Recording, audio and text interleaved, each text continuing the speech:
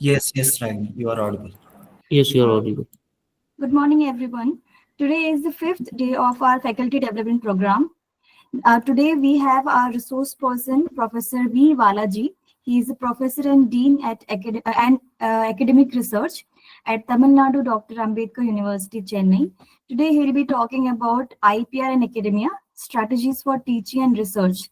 I welcome you all to the fifth day of our FDP on empowering innovation, advancing knowledge and practices in intellectual property rights. Now, I would like to request K.M. Krishnashekhar Sharma, research scholar at Department of Law, Central University of Karnataka, to introduce our resource person of the day. Thank you, Ragini. Good morning, sir. On behalf of Department of Law, one second. Sir. On behalf of Department of Law, I welcome you to this session. We are all waiting for your lecture, sir. It is indeed my pleasure to introduce our today's resource person, Professor Dr. V. Balaji, sir. He is the Dean and Head of the Department of Maritime Law at Tamil Nadu Dr. Ambedkar Law University, Chennai. With nine, with, with 19 years of experience in teaching, research, and administration. I'm sorry. Yeah. With 19 years of experience in teaching, research, and administration, he has supervised 7 PhD scholars. He holds degrees in law from Dr. Ambedkar Government Law College and the University of Madras, where he earned a PhD in human rights law. He has served in various administrative roles, including Registrar in Charge and Director of Distance Education. He was the project director for the Chair on Consumer Law funded by the Indian government. Academically, he has authored a book on police and human rights and published 10 research articles. Professor Balaji has participated in international conferences in the UK, US, and Malaysia and various other countries, and was a co-investigator on a British-funded project on the Indo-US Civil Nuclear Agreement. He is a life member of the Indian and Asian Societies of International Law. Sir, with this brief introduction, I once again welcome you to this session, sir. Over to Ragini. Thank you, Krishna, for a brief introduction of our resource person. Professor Balaji, sir, we would like you to request you that you can now take over the session. This is our 9th technical session of the FDP, sir. Thank you. Thank you so much, ma. Am I audible? Yes, sir, you're audible. Thank you. Thank you so much for the a nice introduction. I also thank the organizers, especially Jayanta Bora and other organizing team for choosing me for this session, and always for the teacher that the program for teaching the teachers is a little bit difficult, but however, with the experience and the other things, where we can see that the idea is to inculcate the new strategies in teaching, and that too on IPR is a very welcome trend, and this is what being taken up in the FDP, and the topic has been given to me. So with this, let me introduce the subject matter of today's lecture. Can everybody see the screen, the PowerPoint presentation? Yes, sir. Yes, sir. They're sharing it. Okay, fine. So the topic today is regarding the IPR and academia, the strategies for teaching and research. Now, we all know that the developmental process, this any scientific development, is a welcome one, and what is required for the society, and too for the teaching and research is a very, very welcome one. But however, the any new innovation and other things also comes with a rider. That is, we have to take certain precautions, or we have to see that what are all the issues or the challenges that what you're going to face in future.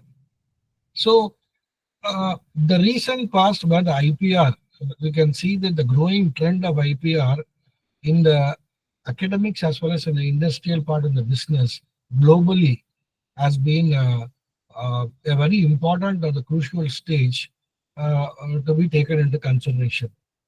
Now, when these things have been happening, and another interesting aspect, that is artificial intelligence, has creeped in. Now, the problem here is that what kind of this artificial intelligence can be maintained, and the challenges towards that maintaining that artificial intelligence, which is growing day by day, and now I believe that there are so many nomenclatures that has been given. Very much in the case of artificial super intelligence or other things, which indicates that the artificial intelligence is surpassing human behaviors or human thinking. So in that case, the real challenge would be that what could be the role of IPR, and what could be its stand on the teaching as well as the research.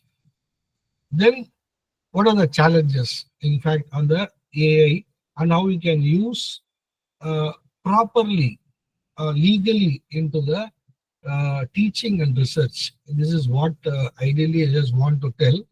But before that, we'll have a small introduction.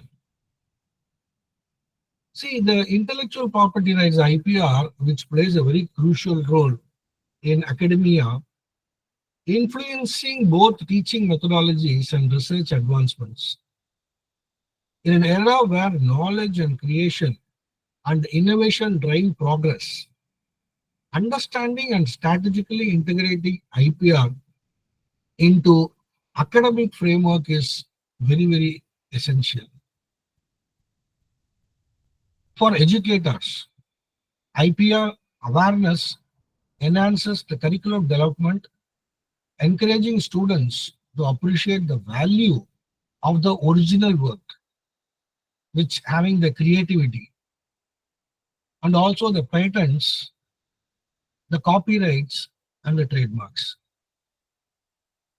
Now, teaching strategies that incorporate any case studies, the legal framework, and ethical consideration help students navigate the complexities that has been involved in the intellectual property.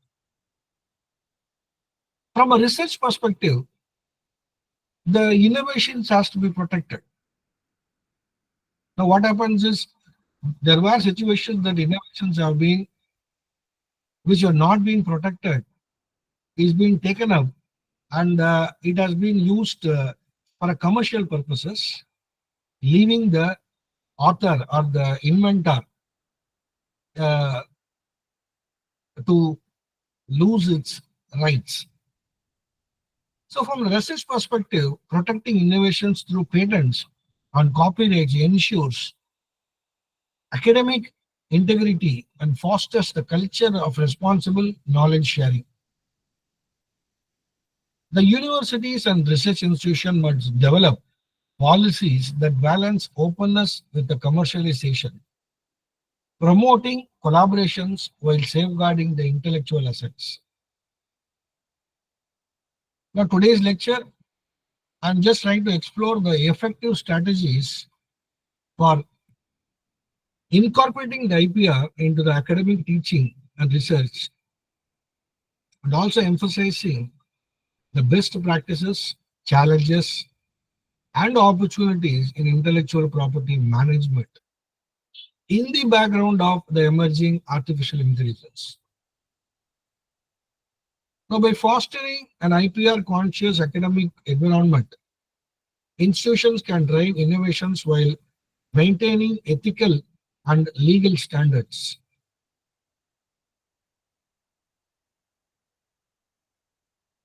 Now, before going to the PowerPoint presentation, let me have a quick references that what you can able to understand. Then I will go into the PPT. The incorporation of IPR into academic curricula empowers the students' knowledge about the patents, the copyright, trademarks, and their impact on innovation. Now, many Indian universities have started, you all very well know, that offering specialized courses and workshops on intellectual property law, enabling students from diverse fields, that is engineering, medicine, law, and business, and to understand its significance. Now, remember that National Law School of India University, Bangalore, and patent law education, where the NLSIU in Bangalore offers specialized course in intellectual property law, where students analyze landmark Indian cases, draft patent applications, and engage the IP-related research. There is also a certificate course on the patent agent. Now, this approach helps the law students gain the hands-on experience with the real-world IPR challenges. Now, the IITs, several Indian Institute of Technology, have incorporated the IPR courses into engineering and the management programs.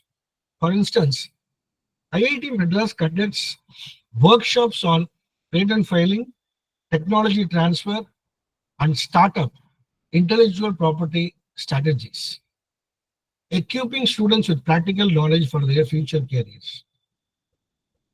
Apart from law and engineering, journalism schools educate students about copyright laws in media, and design institutions like that National Institute of Design focus on the trademark and industrial design protection.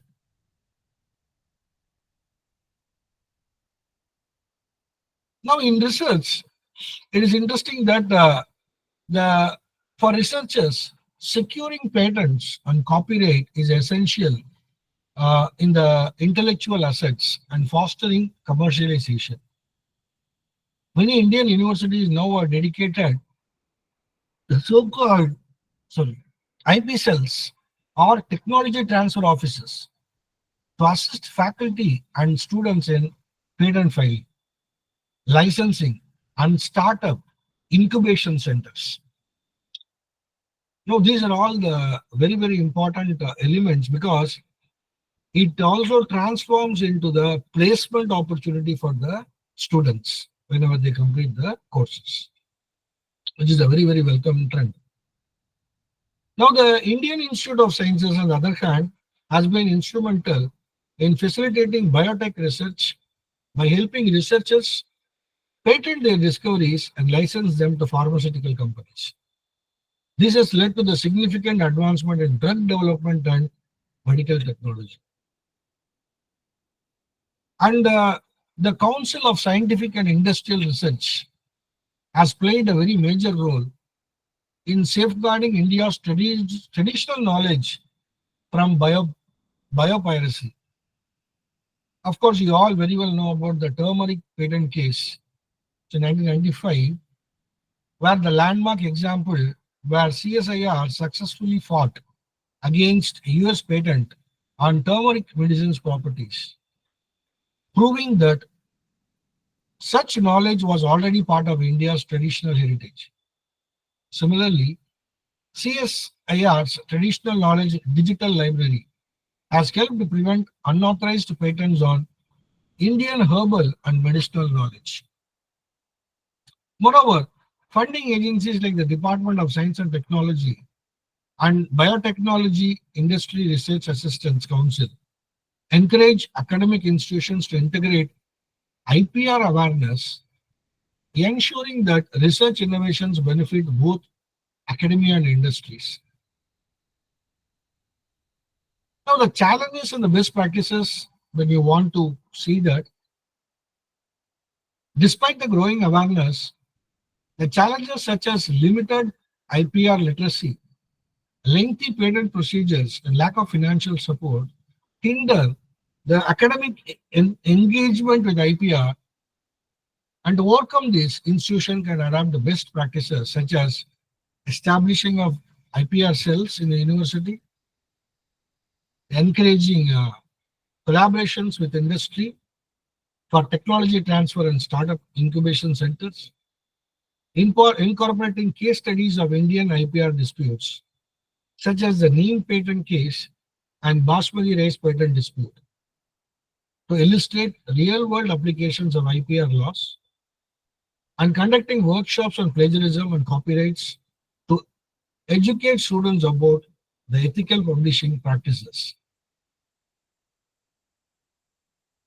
However, the IPR education in academia is critical for fostering the culture of innovation, ethical research, and commercialization.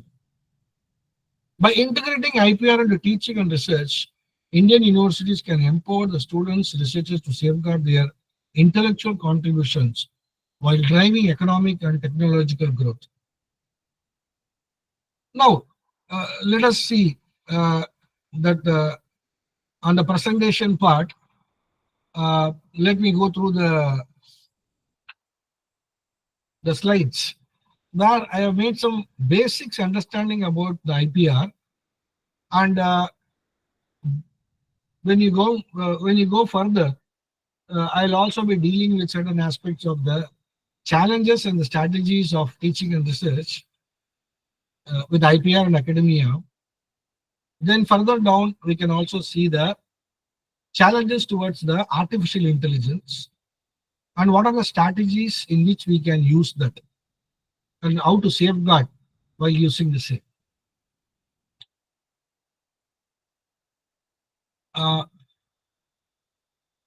If the slide is moving forward. No, sir, it is on the first slide only. Yeah, that's what I'm just trying to move, but it's not moving. Kindly see that whether this helps.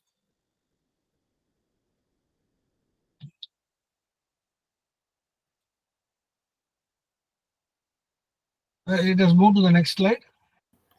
No, not yet, sir. Now it has moved to the introduction slide. Yes, sir.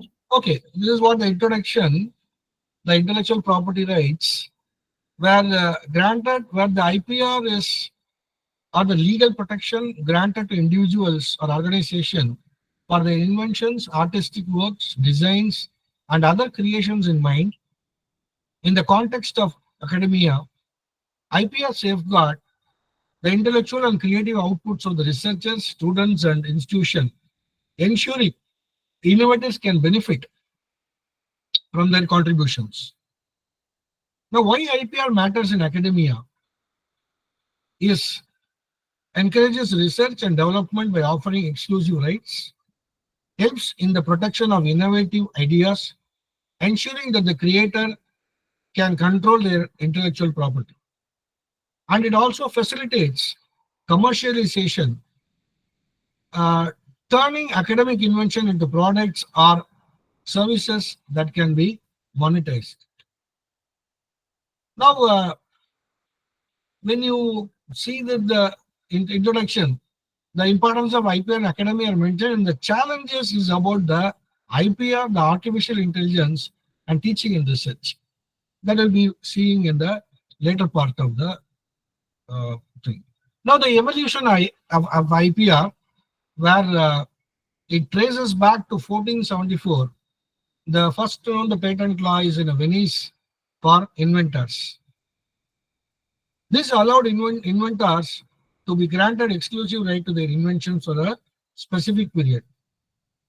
In 1710, the Statute of Anne in England is widely regarded as the first copyright law, offering creators the right to protect their literacy works.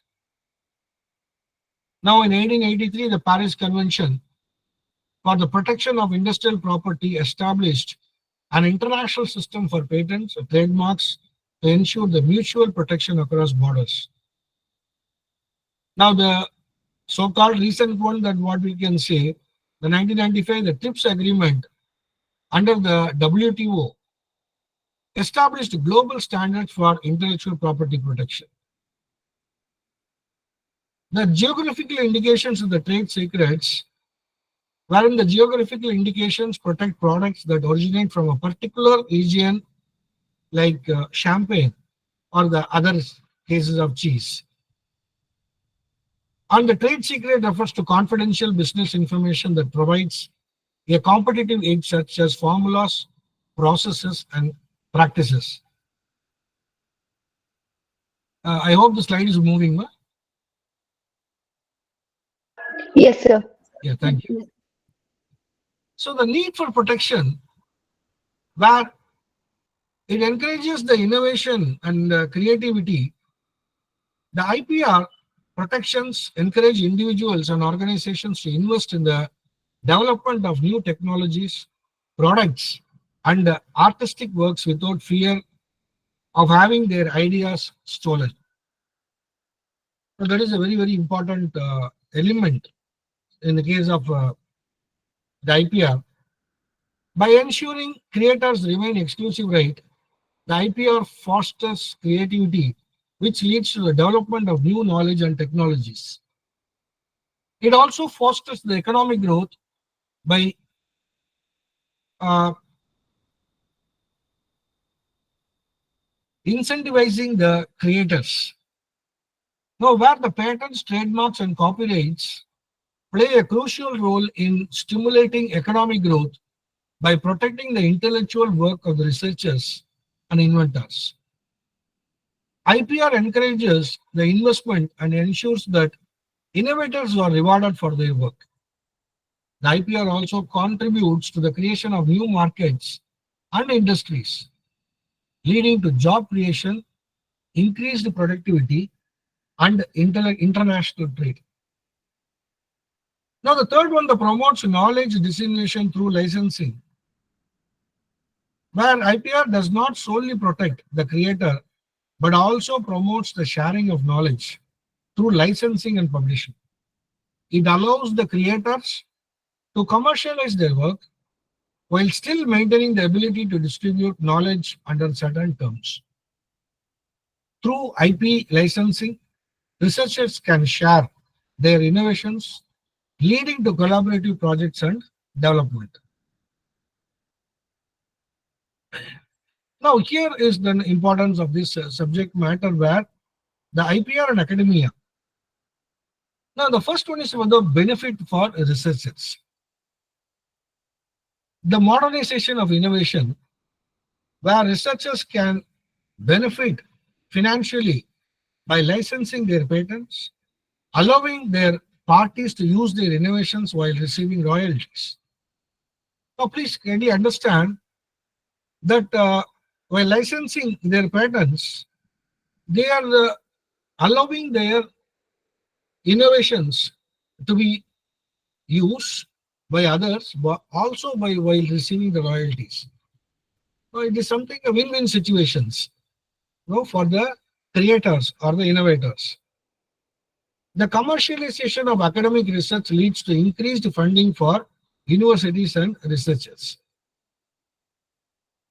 And the benefit of researchers goes further, where the researchers who establish the IP portfolios often gain enhanced reputation in their field, opening up of career opportunities such as industries collaboration and also grant funding and academic leadership roles. A robust IP portfolio can lead to professional recognition, academic awards, and potential career development. And the third one, the collaborative opportunities. The IP provides opportunities for collaboration between the academia and the industry, where the researchers can partner with the companies that have the resources to bring innovations to market. By engaging the IP-based collaborations, researchers are often encouraged and they can secure funding for further research and development.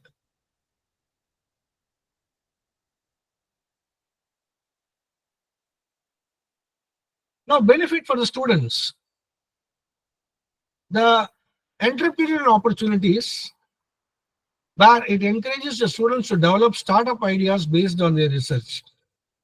Now, this is a very, very important aspect, where we can see that the students are much more encouraged and they are being oriented into this type of transformation, and their research, valuable research, can be provided as a startups.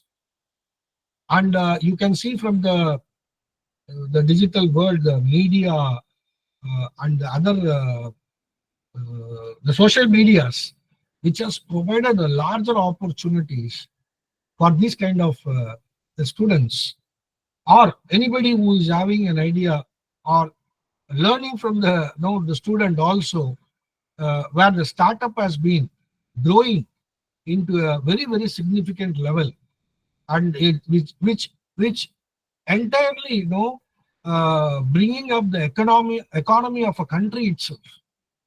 So such a major thing what has been happening, as a student, and entrepreneurial opportunities can be gained, and their startup ideas is being now transform their research into viable startups by protecting. They also protect their research through patents, and students can attract investors and create businesses based on their discoveries. So these are all the achievements that we can really benefit out of this, the IPR. Many universities offer program to start incubate startups, incubative centers that I told you earlier, and provide support to students, entrepreneurs through IP rights management. Now, in the second place, the research recognition. In the benefits for students, filing of IP protection not only ensures recognition for innovation, but also establish the student's position as a serious contributor to the field of study. The intellectual property can also help students gain access to funded research opportunities and international collaborations. Now, that is what you can also recollect or remember, that there are certain programs also in the social media where it invites the students to exhibit their startup ideas, and the entrepreneurs will be sitting right in front of them. And if at all they wanted this, or if they foresee that there is a potential growth in the particular startup, they immediately accept, and this becomes the funded research opportunities, and international collaborations can also be made from the students' perspective. And the third one is a knowledge sharing. Of course, the students also learn to protect and share their research responsibility, a critical skill for future professionals, and this fosters collaboration and mutual respect for intellectual contribution in academic settings. Now, benefit for the institutions. Naturally, the universities with well-managed IP portfolios are more likely to attract government and private sector funding for research. These institutions can open doors for partnership with industry leaders, expanding research capabilities and enhancing academic reputations. And you all very well know that the industries now are being graded, and they are being given that ranking. There are many institutions, that the queue time, the other ranking, the facilities that has been provided, and Indian universities are standing in a very high pedestal, very particularly with it's a IIM and IAS, which also creates that what I said. And beyond that, now many other institutions have been coming up, even in the case of law as well as in the case of other aspects. While this research have been recognized for them, and this helps the students to gain, and attract, and they can join that particular institutions for their future benefits. And the global ranking, as I rightly said, the universities with significant patent portfolios and strong IP policies tend to rank higher globally, enhancing their credibility and ability to attract top talent. The ability to protect and license innovation boosts the universities' reputation and as a leading research institution. The innovation ecosystem development is another thing where the academic institutions contribute to developing a sustainable innovation ecosystem that encourages the translation of research into real world applications. By actively managing IP, universities create an environment conducive to entrepreneurship, commercialization, and societal impact. Now, this is what uh, you should really know aware of, and these things make that environment conducive for the institutions to entrepreneurship, commercialization, and societal impact. Uh, the University of California system earned over $2 billion in licensing revenue for its research patents, including significant innovations like the Google PageRank, the algorithm developed by Stanford University. And no doubt, the Indian institutions are also on the way up, and there are also many such things, and where these institutions is very much contributing to the global ranking and other aspect. Also though making the Indian the patents and other things just to be in the global market. And no doubt, I think the research, what has been concluded recently, the Indian institutions is also going in the top aspects. No, very well, you know that the Google or any other, the top-notch thing, what has been happening in US, the Indian counterparts is becoming a significant player. The role that what they're actually playing. So, such a level, these institutions are being identified, and they are being giving this this kind of advances that has been creating. Now the third one is about uh,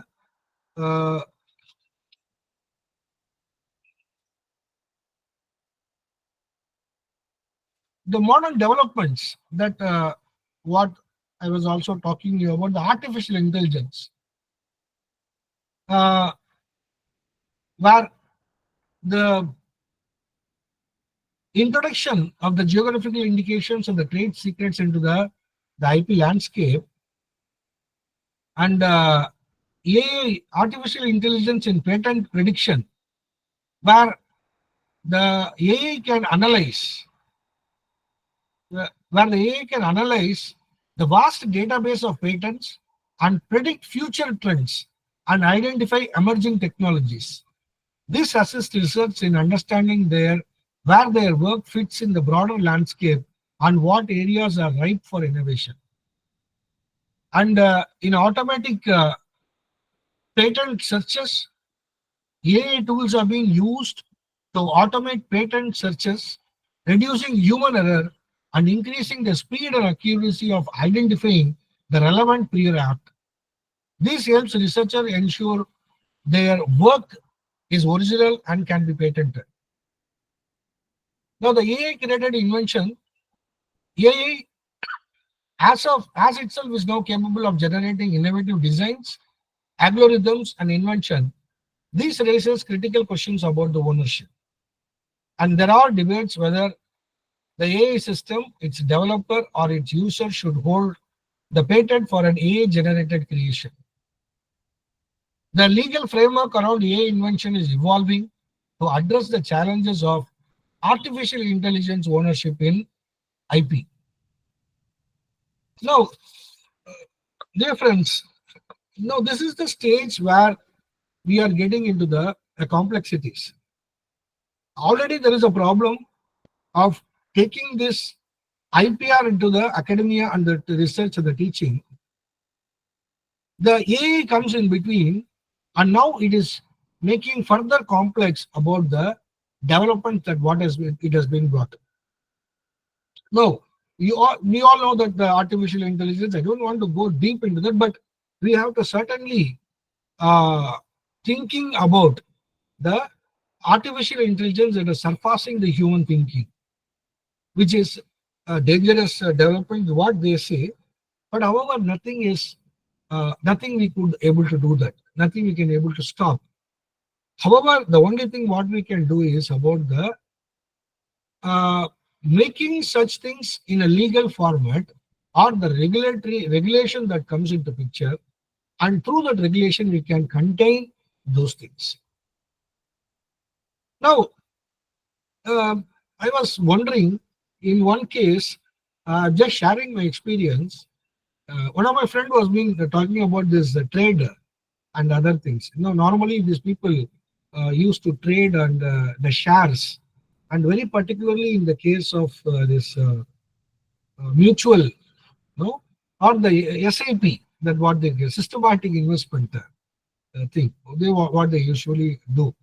Now think about those olden days where we have to wait for certain things, and that has to happen, and the agent has to be there, and we have to pay them, and so many other things are being to be taken into consideration, and there is a much risk which has been involved there, and to see that the money that what we invested has to grow potentially.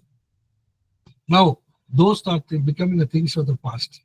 Now the artificial intelligence are coming, where with the smartphone you can just what you can say, command. You can just give the commands, and there is one thing called as genius. Very interesting. There is no such another person depending upon another person. You can go right into that the SIP investments. You can just tell them that the genius, that app, where his function suit is artificial intelligence, to say that what are the things in your mind, and see that it asks more questions to study about your understanding about the subject matter, and also what is your idea of getting into this SIP. Several questions it asks, very interesting, and it also analyzes the the individual brain, that what it is expecting, and finally after everything is over, now the thing is being created, and it actually asks us to invest in certain places and certain things, and where it generates itself what is the best competitive things, and that's what exactly I said. So it goes into that uh, research on its own, and it's trying to find out what is best suits for us, and what is the risk that is being very minimal, and accordingly it suggests us to change the things quite oftenly. And if you give the prior command as standing instructions, it automatically shifts on its own, creating a better space for us where we can be a little bit relaxed. Now, having said so, the question that what we can ask, that whether we can guarantee 100 to 200% where the artificial intelligence can go in about, and they can go everything. It is a $1 million question now. Definitely a $1 million question. But to some extent, I can say that this has come into the way of everybody's life, and sure, it is making some impact. And the artificial intelligence with our knowledge can definitely make, we can make use of it, but however, we cannot fully trust on it. That is also there, in my opinion. I think there are several other versions of it. And in the case of law, friends, you might know that there are several modern things have come. The IBM thing, what has started, and it has come to the real thing, and where recently a case has been argued by the artificial intelligence in the US, and it's almost 99% accurate. Now, these are all certain things where the it researches into the previous things, and it reduces the error. That is the beauty of this. So it reduces the error to the maximum, and it gives the quite important things. But there is also certain kind of ambiguity is there, because we cannot say fully, but what it relies, whether it is an authenticated source, whether we don't know, and either the artificial itself or intelligence itself doesn't know. That is also, that is what the chat GPT is all about, that where the issue is now coming up and so many things are happening. They say that what the chat GPT gives is not an authenticated information. So it could not go into the level of the authenticity, and where it's a free research basis and other things. But now another thing has come up recently, where they say that there are certain kind of artificial intelligence which can go into the authenticity of that, and it only provides that particular data. So that is the next step, that what I'm just trying to say. Now, but let us move on. The modern developments have been talking about this impact on academia, and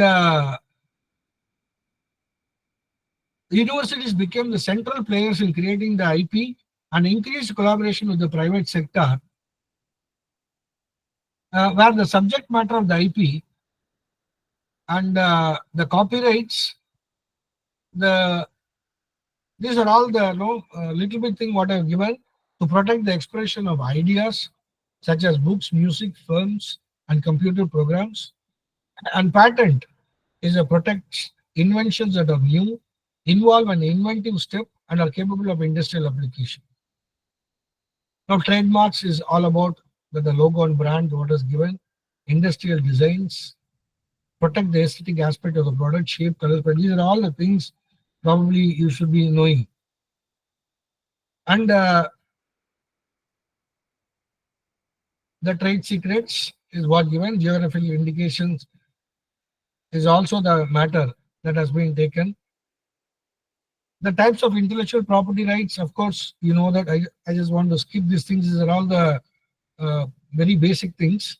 The patent, you just have an example, Tesla's electric car battery technology patents, and the copyrights, the movie Avatar, its groundbreaking use of visual effects protected under the copyright law.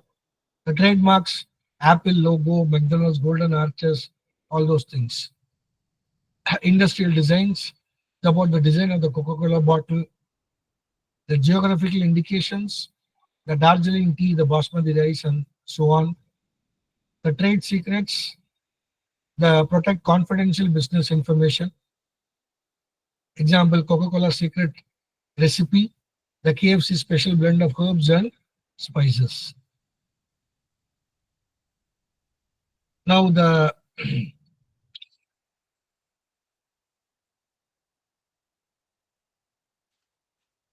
now let me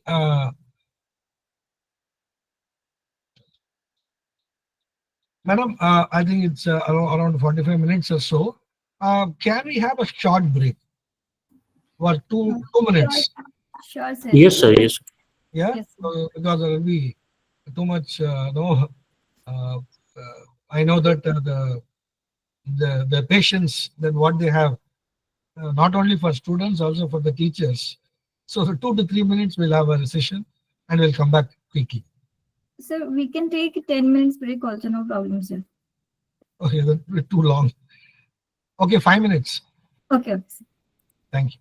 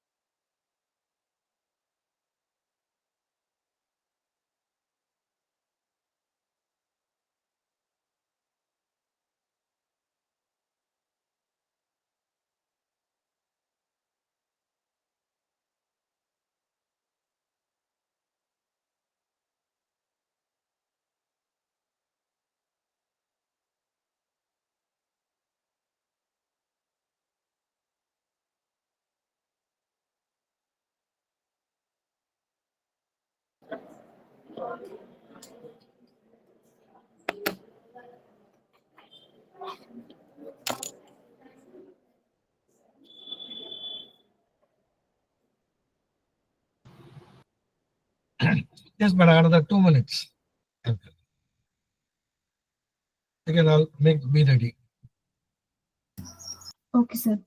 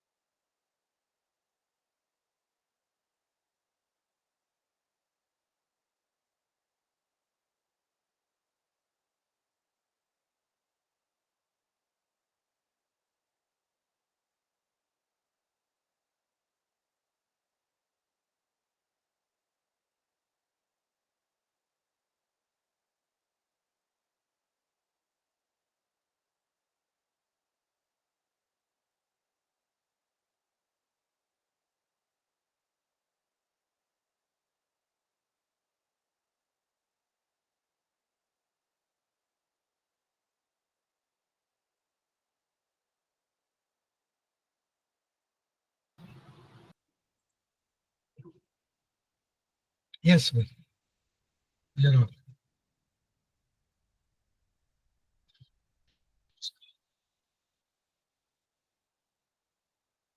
on. Shall we start now? Okay, sir. Sure, sir. Thank you. Thank you so much for giving us, giving me the short break. I'm so sorry, sir. Actually, we should have informed you in the beginning only that you can take a break of 10-15 minutes in between because it is a long hour Yeah, session. so still 45 minutes is a good time for us. Thank you. Okay. Right. So, the role of universities in IP creation, where the fostering of innovation, the universities now act as a breeding ground for ideas and leading to new technologies in research and breakthroughs. And of course, we know that the university, the systems that what has been offering, and we have actually seen that how this earning pattern of the systems have been going. In our case, it's IIT Bombay filed over 150 patents in 2023, emphasizing the importance of IP in academic research. And AIMS, All India Institute of Medical Sciences, patented an affordable drug formulation contributing to the global healthcare. And of course, we have this landmark case, the Stanford versus Roche. Now, this is what the important the dispute over the ownership of the HIV testing, the patent developed by the Stanford professor, which the Roche has used for commercial purposes. The Supreme Court has ruled in favor of the Roche, stating that the professor's argument to the university did not give the Stanford ownership right to the patent. Now, here where the university has to be very clear about the agreements regarding the IP ownership in collaborative research. Now, there should be a turn towards the university policies regarding the faculty students invention and IP rights, which now it has been happening, but in 2011 other cases where it is not. But it's also highlighting that now how agreement has to be there and how important this element could be. So this case prompted universities to reconsider and clarify their IP agreements with faculty and students. And this is what. So the IPR policies in academia, the national IP policy, which rightly aimed to promote awareness, use and commercialization of IP in India. That supports institution in establishing the robust IP frameworks. Now, IITs and NITs, what I said, they have set up a technology transfer offices to help students and faculty to file patents. And Delhi University had implemented policies for copyrighting academic resources such as textbooks and lecture notes.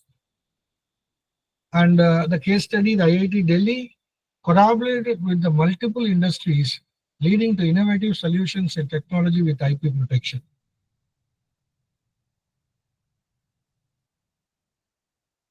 Now, the patents in academia that what we already seen, technological inventions and the biotechnological inventions. The IIT Madras patented a low-cost water purification technology, making clean water more accessible. The advantages of patenting in academia: the patents provide exclusivity, allowing the inventors to commercialize their invention, and everything that to be in the agreement. The universities can use patents as a revenue stream through licensing agreement. And this, in fact, helps the students to develop a culture of innovation and entrepreneurship. The same thing what happened in copyright in academic work. Yeah, the copyright protects the books, articles, lectures, software, artworks, and where the example is also given that where the professor's textbook and universities created online courses are protected under the copyright. No, the point here is some of the universities are not aware that such a thing exists, and they have to immediately, they have to take care, and they have to protect this online the courses, and where the contents what is being created are protected under the copyright.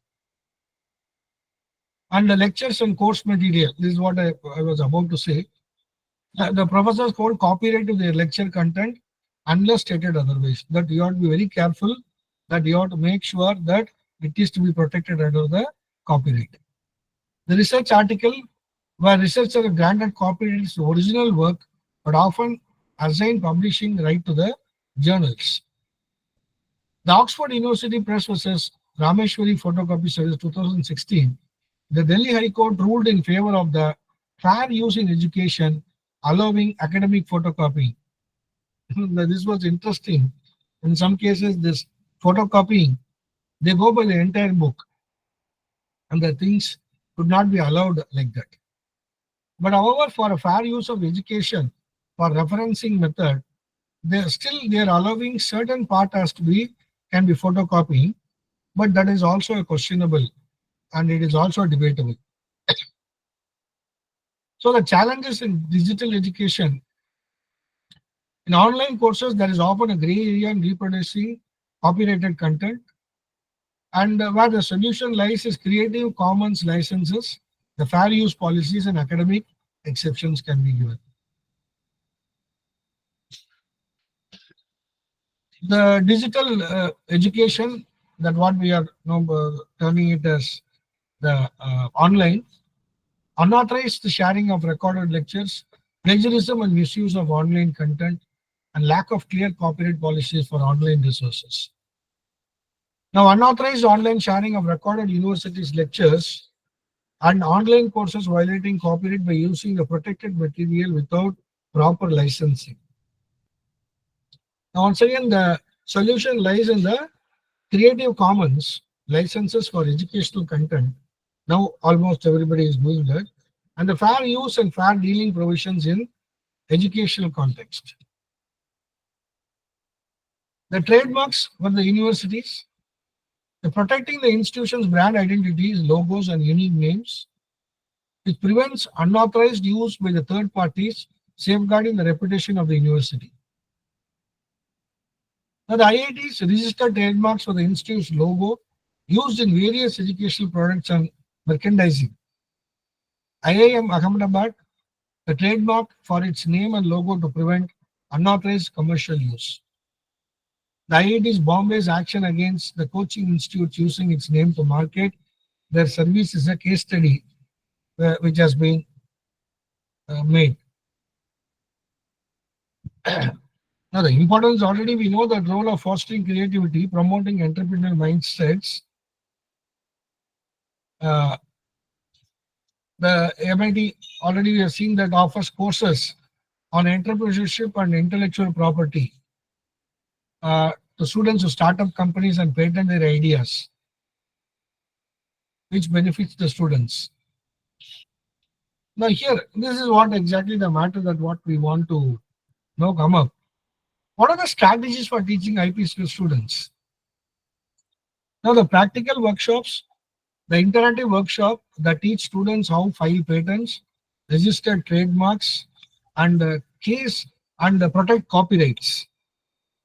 Now this is very important. The strategies that what we can adopt while teaching the IP to the students, and each area that we can also make a certificate course that is possible.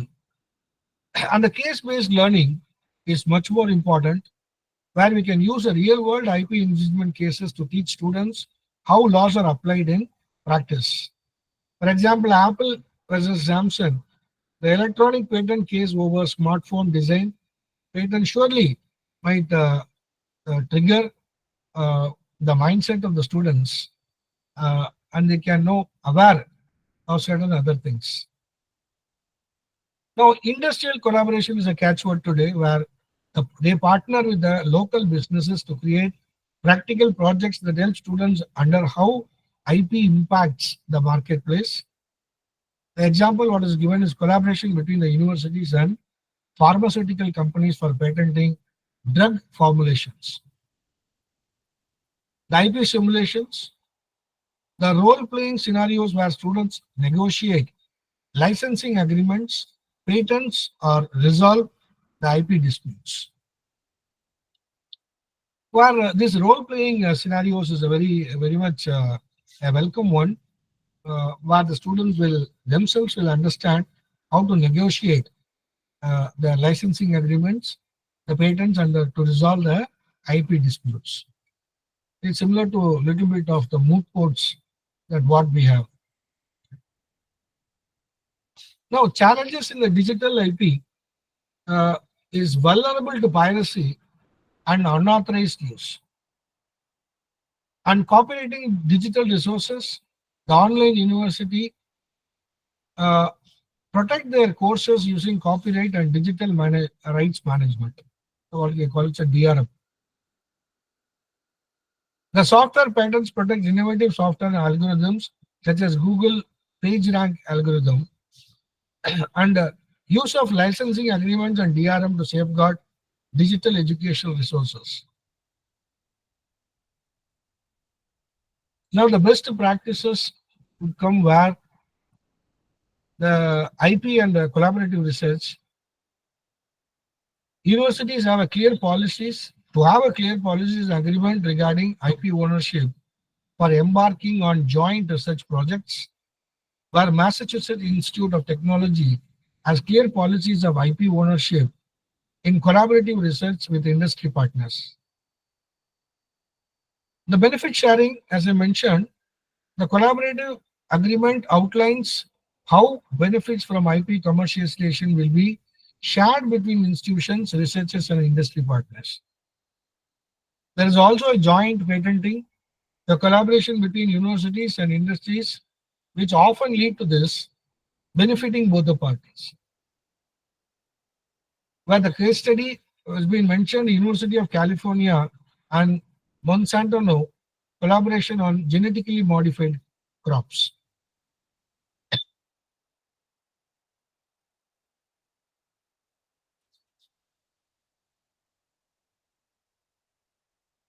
Now, the open source movement, the case study is about the overview of the open source software, which allows everyone to freely use, modify, and distribute the software.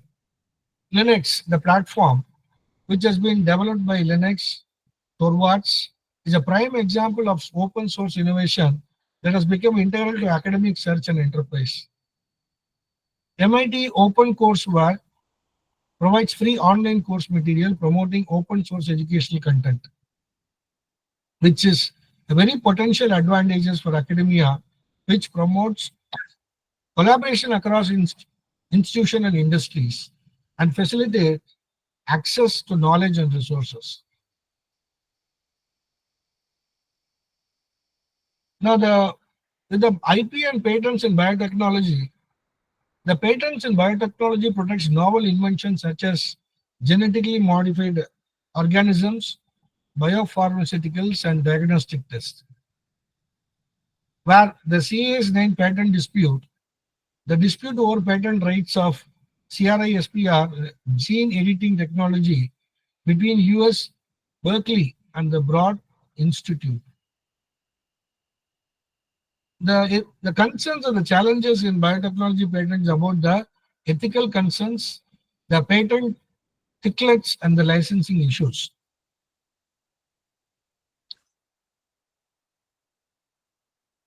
Now, these are all related things to the case studies, but where I just wanted to inform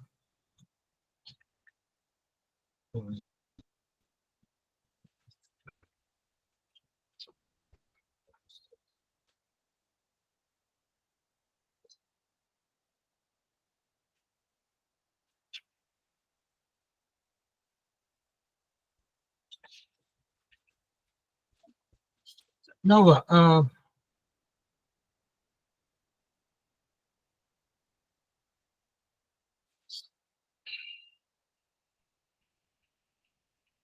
we have been talking about the Stanford versus Roche, this thing. The IPR challenges in the digital age, and this is what now we have to, in fact, understand the plagiarism and copyright infringement. The rise of the digital publishing has made plagiarism a major concern, where the universities are often come across with this plagiarism, and which is a major concern. And the university employ plagiarism detection software like Turnitin and the other cases. Authors Guild versus Google address Google's digitalization of copyrighted books. Now, the role of AI in the IPR, the AI generated concern raises ownership concern. The universities must define policies for AI research, assisted research. The case law is the Thaler versus US PTO, rejected AI as an inventor under US patent law. Now, this is a very significant milestone. This is what I said, where the in 2022, the Thaler versus US PTO, where it has rejected, the court has rejected AI as an inventor under US patent law. The copyright under the chat GPT, the concern, the university faced challenges in determining AI generated authorship. The case is Getty Images versus Stability AI, which addresses artificial intelligence training data on copyright infringement. Now, in the case of cross-border IP disputes, the variations in IP laws across countries create complexities in enforcement. For example, the patent trolling cases in different jurisdictions, as a typical example, what we can do about this cross-border IP disputes. Now, open access versus copyright protection. The open access is what we have seen recently. The debate over the open access publishing challenges traditional copyright models. Example, the conflict between journal paywalls and the free knowledge dissemination. Now, there are several misuse of IP in academia where unauthorized use of copyrighted materials in online courses and legal challenges over academic plagiarism and thesis replications. Now, teaching IPR in law colleges, and this is also that what an important thing. The effective strategies that what we can say, the case law analysis, that what I mentioned earlier is teaching through real world IP disputes and moot courts and simulations, mock trial on patent disputes and copyright issues, interdisciplinary collaborations, where partnering with the STEM, the faculties for practical IPR applications, industry interaction, inviting IP lawyers and industry professionals, and using AI and blockchain based IP tracking for hands-on learning.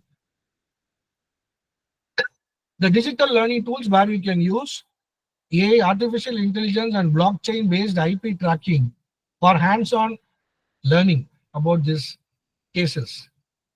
And the landmark, some of the cases for teaching is mentioned as feast publications versus rural telephone services. The feast publications versus rural telephone service, which defined originality in copyright law. And another case law, you can note it down, A&M records versus Napster. I think you all know that. A&M records versus Napster address digital piracy in academia.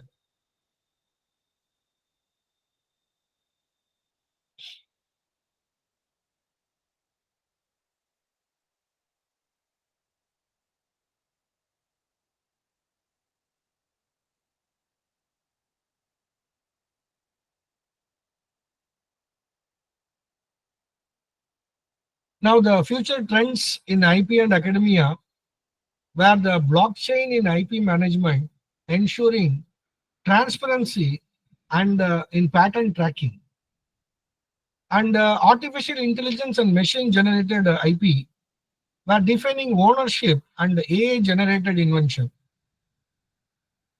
The global IPR organization, which addresses the cross-border patenting and licensing challenges. The digital piracy and IP enforcement, that strengthening the IP laws to prevent the illegal distribution of academic content. The ethical use of the ethical use of AI in academia, which establishing guidelines for AI generated research contribution. Now, with all these things, where we can recommend for the universities and researchers to establish the clear IP ownership policies for faculty and students. Now, encourage responsible artificial intelligence and IP practices, and again strengthen collaboration between law faculties and science departments, and promote ethical publishing standards and open access resources, and develop guidelines for AI generated academic work and its attribution. Now, having said so, there are only few other things what I can mention.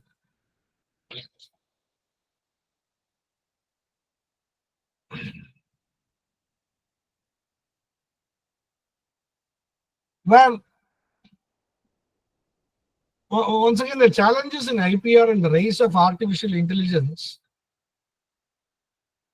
while the integrating IPR into academia is beneficial, however, the challenges such as lack of awareness, complex legal procedures, and funding constraints exist. And the rapid advancement of the artificial intelligence has introduced additional complexities, as I already mentioned, in the IPR management. Number one is the ownership of AI generated works. We have to be a little bit cautious about this, and why I'm reiterating or repeating it.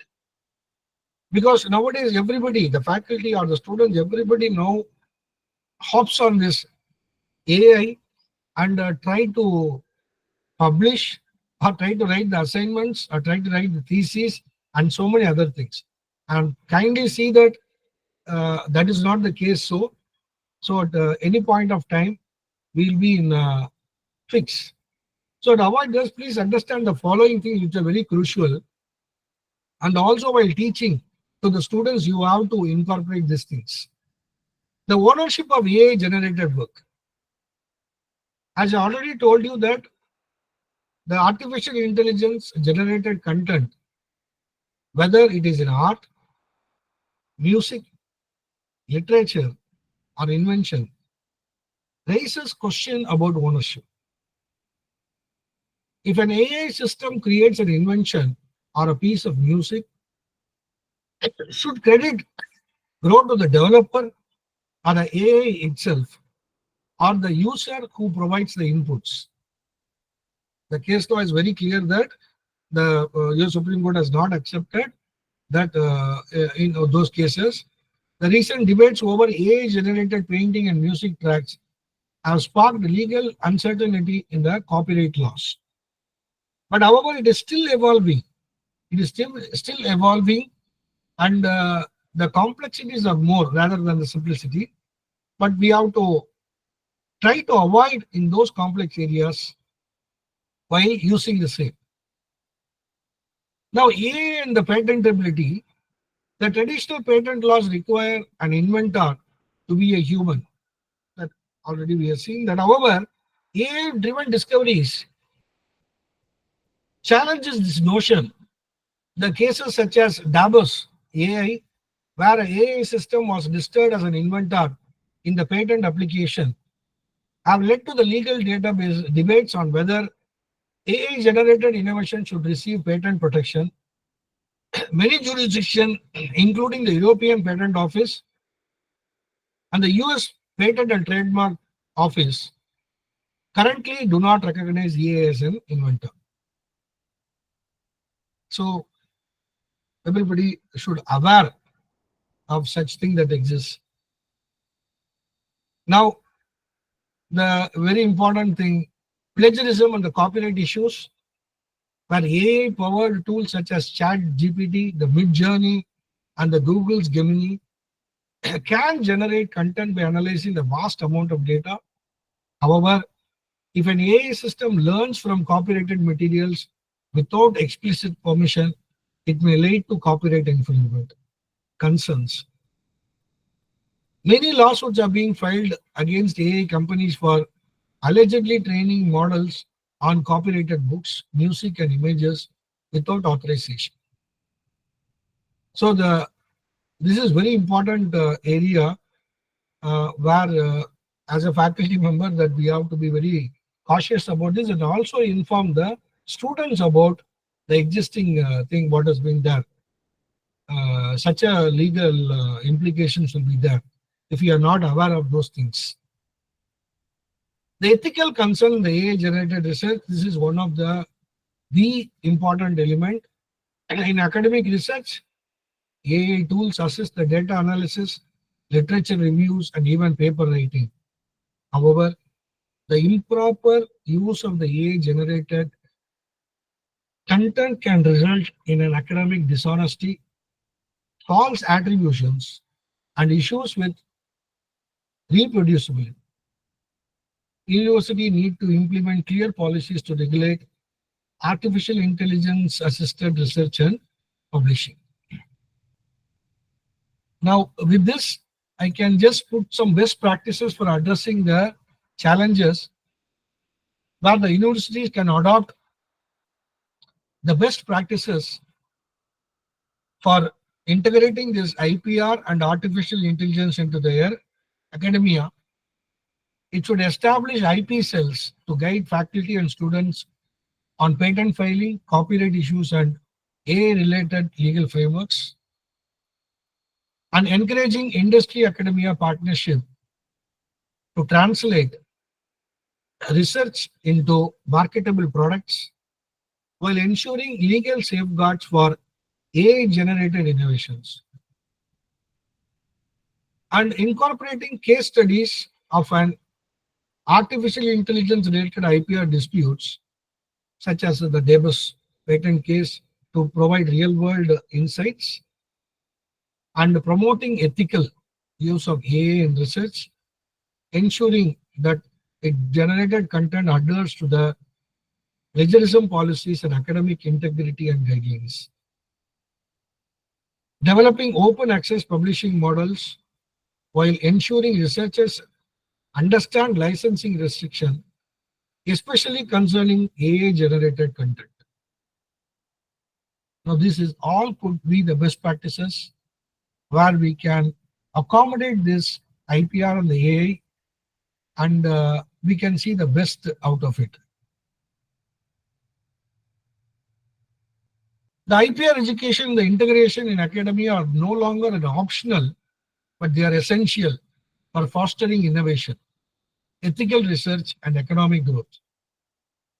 However, the rise of artificial intelligence presents new challenges that demand updated legal frameworks, institutional policies, and global collaborations.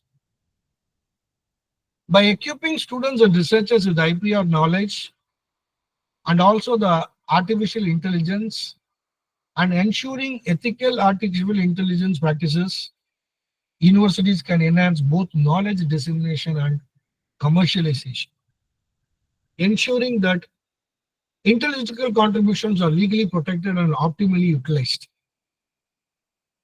As academia continues to evolve the digital age, as informed approach to intellectual property rights and AI governance will empower institutions to navigate the dynamic intersection of education, research, and industrial collaboration effectively.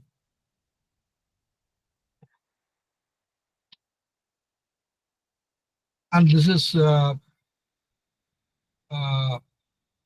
believe that this is enough that where I can stop here. And IP is not just a legal tool, but an engine for academic and commercial innovation. And thank you for giving this wonderful opportunity. And we can have the rest of the timing in where I can address the questions that what the participants are looking for. That would be better rather than I'm talking monotonously, no, like that. So if at all any questions, other things, that way where we can discuss further. Is that okay, madam? Thank you so much, sir, for an insightful session. So now with your permission, I request all the participants, if you have any questions, you can text in the chat box or you can raise your hand. Sir, we have a few questions from Ma'am Yes. Ramina. Yeah. Ramani, sorry. She's asking, tax policies are quite disappointing for a startup. Please, your views, sir. Tax policies. Yes, ma'am. Yes, sir. She's asking about tax policies are quite disappointing for a startup. But of course, madam, we are not the right person to talk about that. But however, what you feel is right. But given a situation that the economy and other aspects, definitely the government might consider in a point of time that how the things has to be.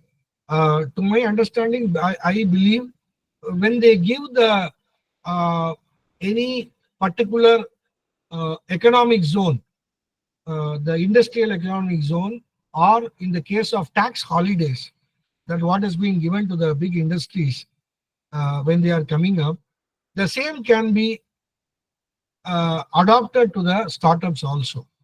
It is quite applicable, and also it will encourage the startups to be coming up on more to see that it will be really creative and encouragement for the startups to do that, and definitely the economy will be on the positive side. But however, as you rightly pointed out, that the things are not moving on the right direction regarding the tax. But however, I'm also supporting this cause that there should be some tax policies that should exempt the startups at least for a few years. Then they can adopt the implementation of the tax as per the policies. Thank you, sir, for addressing that query. We have Devi Prabha, ma'am. Please unmute yourself and you can ask the question. Good afternoon, sir. Sir, my question is with regard to this patent system, very Yes. particularly uh, about the public and private partnership when we talk from the perspective of access to medicines, affordability. What is your opinion on this, sir, about the public and private partnerships? Ma'am, definitely the public and private partnership should be there uh, uh, uh, because of the reason that the government could not able to do certain things on its own, and the India, by having such a population, it is a must for the public and private partnership to be there. However, my concern is about the products, uh, the commercial viability, and of course, the policies of the government is on the positive side, where they say that even though they go for the public-private partnership or the patents, other things, they are not losing the objectivity of why they are doing so. And in many cases, I believe that the pharmaceuticals thing, where they have the public-private partnership, they have a system where they go for the analysis of the problem, the what is happening in the society, and depending upon that, the price of the things have been reduced to the lowest level. For example, I can say that the medicines which are being produced on the public-private partnership, the medicines which requires for the cancer, the HIV, and other things, the heart related. Now they perceive that these medicines could not be brought by the people below the poverty line. So to the maximum extent, I believe that they have been sold with that rates which is affordable. And as you said, there are certain cases in which that the rates are, the prices is something really abnormal, uh, and of course that has to be taken care. As you rightly pointed, it has to be taken care. It has to be reduced. And quite interestingly, in the case of COVID, we could have seen that the system has worked to the larger level, where immediately that they stood up to that occasion, and there was a partnership between both, and the the what they call the vaccine has been given free of cost. It's a global thing, what I'm talking about, but which is not applicable to other cases. But however, I feel that what you are saying is right. That should be positive always on the lower side. Yes, sir.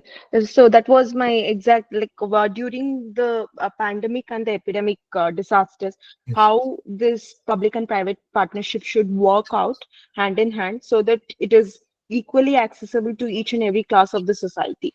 yes, yes. Yeah. That is how Thank it you, sir. happened. Yeah, thank you. Thank you, sir. So we have a next question by Trideep. They're asking how blockchain will be helpful in maintaining the authenticity of patented products supply chains. Blockchain in the sense, what is the exact question? No? I'll read it out, sir. It is in the chat box by Trideep. How blockchain will be helpful in maintaining the authenticity of patented products supply chains. No, I don't know that why how it is being asked, because the blockchain, already, already everything is in is in place, and I don't know why they are worried about the authenticity as such. Can I have the questions be reframed? Probably I could not able to get what exactly they're trying to. I request Srideep to please reframe your question and ask. Now we have, meanwhile, we have Vidika TR ma'am who raised the question. Please, ma'am, unmute yourself and ask the question. Good afternoon, sir. Okay. So my question is with regard to patent drafting. Like these days, AI is also used. So, like where we draw the line, how much should AI be used to draft claims? Like entirely should it be done or partially? Like where is the line drawn? Once again, ma. Okay, can you repeat your question? So for Hello. patent drafting, AI is taken help of to draft claims. So, where should the line be drawn? Like, entirety is That's what. okay, partially. Those things can be taken up. See, the only point is the authenticity that what has been come or what has been taken by the AI, we could not able to ascertain. But if you are a trained person in the patent and other things, you know very well that what it is going to be. And the little help that what we can get from the AA is about the time factor and nothing else. That is what I practically observe. And in such a cases, it would be very much challenging that you are fully relying on the AI. That is truly a disaster situation. And that is why I said in the course of my lecture, you can see that there are totally that these things, the authenticity cannot be provided by the AI. But recently there have been certain changes where the few apps, the artificial intelligence related thing has come up with the new thing called as authenticity provided AI. But however, you have to pay certain amount for that. So that becomes one day it's not a free one, that you have to pay and get that authenticity for that. Now automatically it becomes the IPR. Where you can get that while you're going for authenticity. So nothing you can get free of cost. So that is what the situation is. So don't try too much on the AI. Just for the time thing, you can just make use of that. And beyond that, you cannot expect. However, if you pay the required thing, what has been said, by that AI app, certain things are there, then you can get the use of that artificial intelligence to the fullest goal. Provided I'm still saying that you should have the knowledge about that, the whole aspect before going to that. Okay. Thank you, sir. Thank you, ma'am. Thank you, sir. We have Pankaj Roy, sir. Sir, please unmute yourself and ask your question. Very good afternoon, sir. Sir. So far, sir, these copyrighted materials are concerned. Sir. There are so many sources of copyrighted materials that we don't own or we don't have in our own purposes. But these are there in the form of library. It may be in the form of hard copy or soft copies. So we used to visit libraries, or sometimes we used to borrow books, articles, many other things from our friends also, and we used to go through it and we learn it. And this is how our new thoughts, concepts, ideas used to germinate. And this is how our intelligence developed. So in that sense, if artificial intelligence, also one of the form of intelligence that is obviously made by the humans, and it collects so many informations and develops certain new thoughts or ideas based on copyrighted materials. So is it, can we consider it as a violation of those copyrighted materials, or it comes under certain clause of legal action? So if you clarify that one or enlighten us, it will be very, very helpful. Thank you. Thank you. So once again, the same thing, because see, the materials, so the artificial intelligence is nothing but it uses the intelligence on its own, comparing data taken from the different resources, and just once again, I'm telling that it is a time now performing that action. It's very short that why we are trying to use that. And if we can really ask that whether that it has taken up the copyrighted thing or it has gone through, nothing can be ascertained unless, as I said, that in the recent past there is a few thing artificial intelligence are coming up with the authenticated information, but you have to provide a cost for it, which is nothing but we are going back to the situation where the IPR related copyright and other things have been still protected there and there. So if you want the free open access thing, then you have to be worried about definitely the copyright, other things.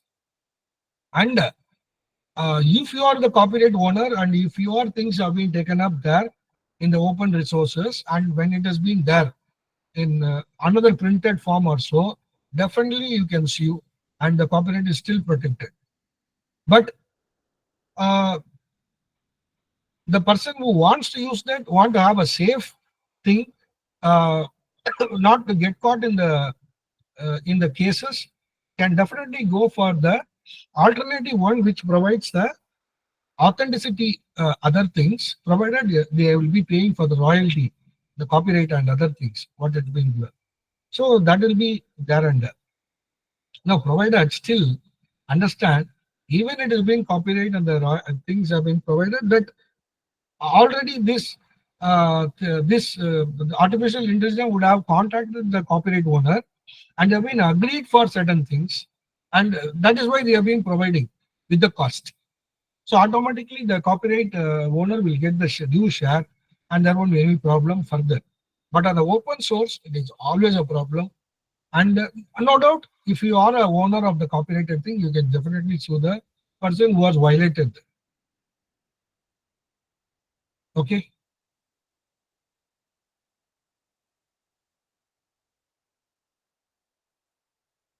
Anything, madam? Hello?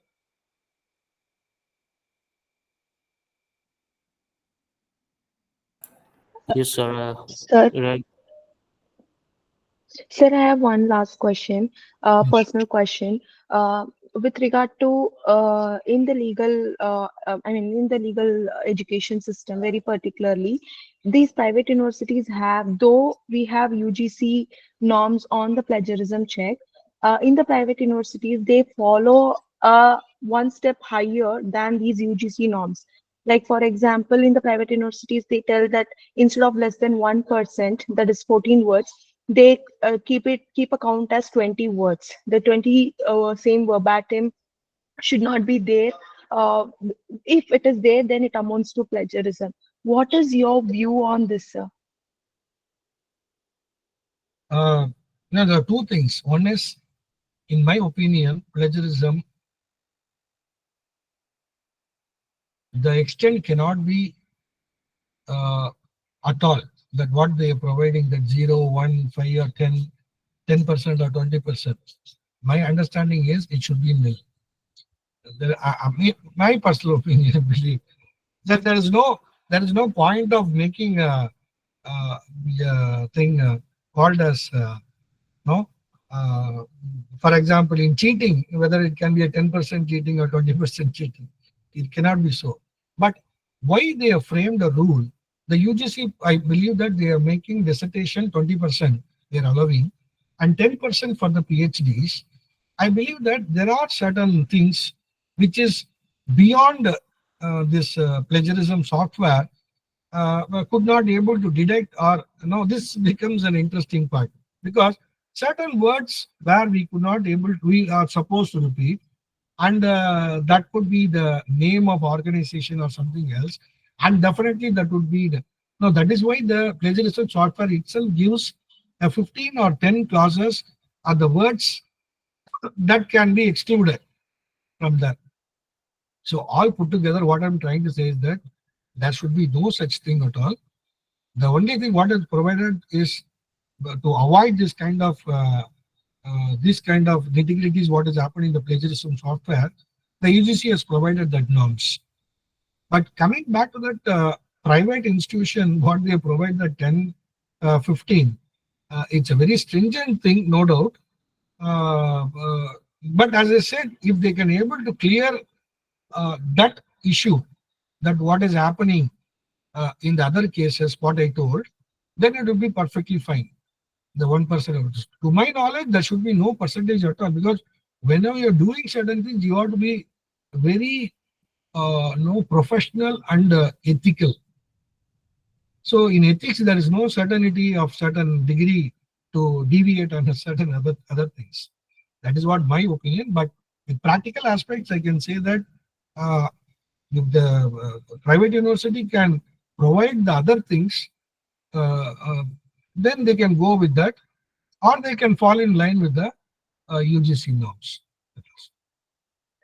Thank you, sir. Thank you, sir. We have one question by Tanuja Sharma. Ma'am is asking, video making through Chat GPT AI entitled "Give a right to a video maker of for IPR." Does it give a right of video maker for IPR when Chat GPT is making videos? Chat GPT making video. I guess ma'am is asking that video making through Chat GPT is being done. Yes. Can that give a right to video maker for IPR? Yes. See, provided the very interesting question. Yes, what you saying is true. See, that is why we are asking, when I do a video in a university, I believe that it is open, and unless I am expressing that it is part of a thing to be protected and it should not be distributed elsewhere, and so much things that I can make it. But if I'm not, I'm losing my rights. The university has got the right to do that. So like that, Chat GPT is also, where if you are not providing certain the agreement and other things, but providing that before the Chat GPT, you are making it, then you are literally into it and you are accepting the terms and other conditions if they are providing so. There are two ways of it. Number one, if they are using your video, Chat GPT, by others, then what your question is right. But when you are now making that contribution to the Chat GPT without any agreement and other things, then it is open that you're agreeing for that the consent that what is being given. So definitely there might be very well that will be used by others, unless until your right is protected.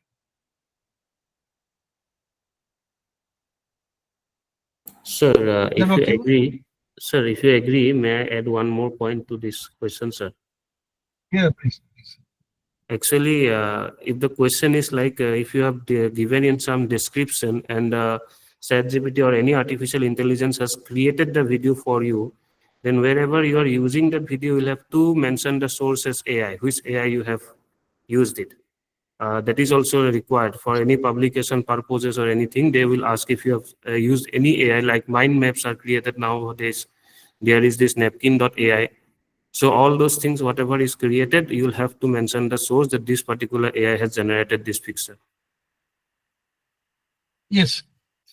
Yes, you can add. Yes, Jayant Bora is also right that what he says is right. You can just add those things there. Thank you, sir. Thank you. Thank you, sir. Dear participants, if you have any other questions, you can write in the chat box or raise your hands.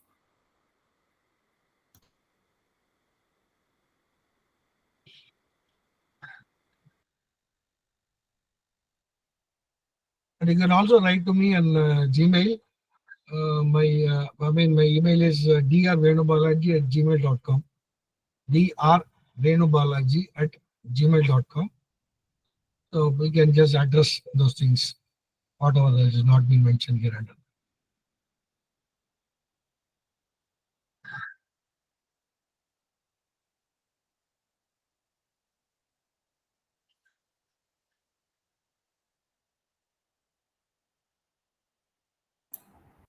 Yes, thank you.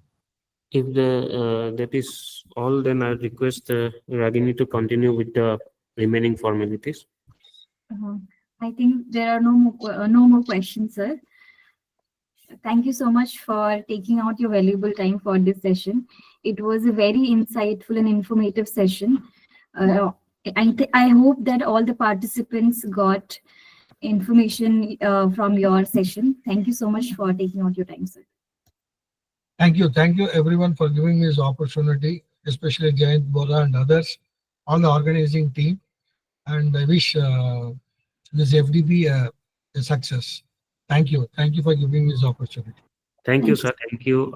Huge vote of thanks to you for giving us this time, sir, your valuable time. Can understand how difficult it is to schedule it, sir. We will be always indebted to you, sir. Thank you, sir.